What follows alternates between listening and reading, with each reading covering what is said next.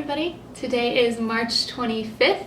My name is Naomi. I am the DC intern at Christ Memorial, working with children and families. And today we are going to talk through Mark 14, verses 1 to 2 and 53 to 65. So it's kind of a longer text, but I invite you to get your Bibles out at home and we can read it together. So Mark 14, 1 and 2, and then 53 to 65. So let's start at verse 1. It was now 2 days before the Passover and the Feast of Unleavened Bread, and the chief priests and the scribes were seeking how to arrest him by stealth and kill him. For they said, "Not during the feast, lest there be an uproar from the people." So now we're going to switch to 53 to 65. And they led Jesus to the high priest, and all the chief priests and the elders and the scribes came together. And Peter had followed along at a distance, right into the courtyard of the high priest. And he was sitting with the guards and warming himself at the fire. Now the chief priests and the whole council were seeking testimony against Jesus to put him to death, but they found none. For many bore false witness against him, saying, "We heard him say, 'I will destroy this temple that is made with hands, and in 3 days I will build another, not made with hands.' Yet even about this their testimony did not agree. And the high priest stood up in the midst and asked Jesus, 'Have you no answer to make? What is that these men testify against you?' And he remained silent and made no answer. Again the high priest asked him, 'Are you the Christ, the Son of the Blessed?' And Jesus said, 'I am. And you will see the Son of Man seated at the right hand of power and coming with the clouds of heaven.'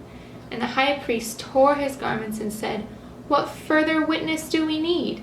You have heard his blasphemy. What is your decision?'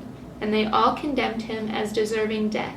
And some began to spit on him and to cover his face and to strike him, saying, 'Prophesy.' And the guards received him with blows." Man, this is a hard story. It's a tricky text to talk about.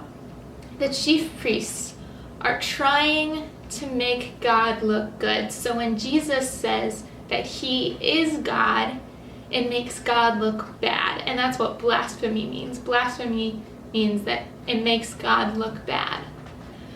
So when Jesus says he is God, it brings God down to the level of us, to what we are, to a human. And that doesn't really fit with how they see God. God doesn't look like a man who's dirty and messy, and right now he's probably bleeding really bad and he was crying. God doesn't look like that. But God can save in ways we don't expect. He sent his son as that man, that messy, dirty, bleeding man, to save us, to be with us as a man, and to be God that we know.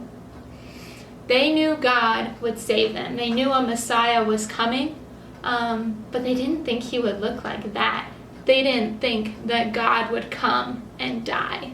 They thought that God would come in power and glory and show the world everything he can do, but he came as a man to die on an ugly cross. And when Jesus died, he didn't look like God.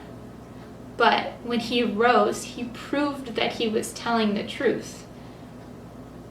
Sometimes we expect God to work in certain ways. We expect God to do certain things and to show his power in the ways that we can understand. But God can show his love and his grace and powers in ways that are kind of ugly and messy and hard to understand. We don't always know what God's up to, and he can still work through the mess, still work through the ugliness. So I hope you can be comforted in knowing that God does his saving work in things that we don't always understand. And so we're going to finish again with the Lord's Prayer. The last couple days we learned, "Our Father who art in heaven, hallowed be thy name." And today we're going to learn, "Thy kingdom come, thy will be done on earth as it is in heaven." So you know thy, we're talking about God, so reach your hand up to the sky. Thy kingdom, so you're going to make a K with your fingers, so it's a V with your thumb in the middle. And you're going to pretend to be a king wearing a sash. So king, and then dom, we're talking about the land that the king rules. So kingdom come. So you're going to bring your hands towards yourself. Thy will. So this is the sign for want. So thy will be done. This is the sign for all done. On earth as it is in heaven. So here, as it is, this is the sign for same in heaven. So let's do that all together. Thy kingdom come, thy will be done on earth as it is in heaven. Thanks for watching. Have a great day.